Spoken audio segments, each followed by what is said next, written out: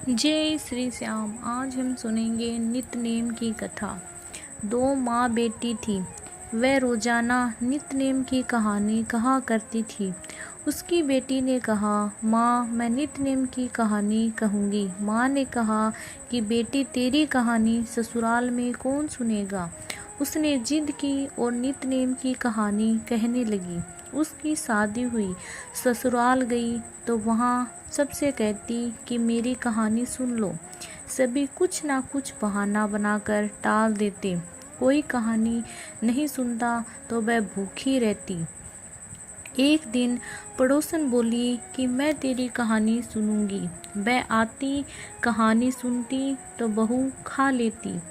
एक दिन ननद अपनी माँ से कहा, माँ भाभी पड़ोसन के कहने पे तो खाना खा लेती है और हम कहते हैं तो नहीं खाती है।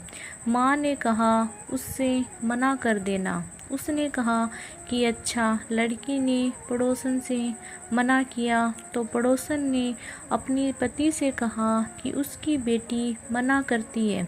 पति ने कहा कि उसकी माँ मना करे तो मत जाना। अगले दिन सास ने मना कर दी तो पड़ोसन नहीं आई।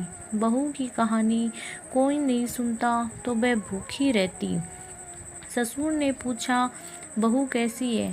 सास ने कहा, अच्छी है, काम काज तो कर लेती है मगर खाती नहीं है। ससुर ने कहा कि बड़े घर की बेटी है, काम करने से थक जाती होगी, इससे काम मत करवाया करो। लेकिन वह फिर भी नहीं खाती।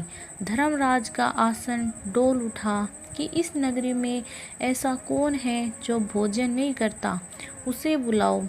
स्वर्ग से विमान आया तो सासू बोली, मैं चलूं। तो बहू ने कहा कि आपको तो बहुत काम था, मेरी कहानी सुनने का समय भी नहीं था। जेठानी ने कहा तो कहने लगी, आपको तो मालिक का खाना बनाना था। ननद ने कहा तो कहने लगी कि तुम्हें तो गुड्डे गुड़िया खेलने से फुर्सत नहीं थी। पड़ोसन बोली कि मैं चलूं तो बोली, हाँ चलो। तुमने ही मेरी नित्यनेम की कहानी सुनी। वह अपने मालिक के पास गई। मालिक बोला कि तुम तो बड़ी भाग्यवान हो जो जीते जी जा रही हो, मरकर तो सभी जाते हैं। वह भी गई। जय श्री श्याम।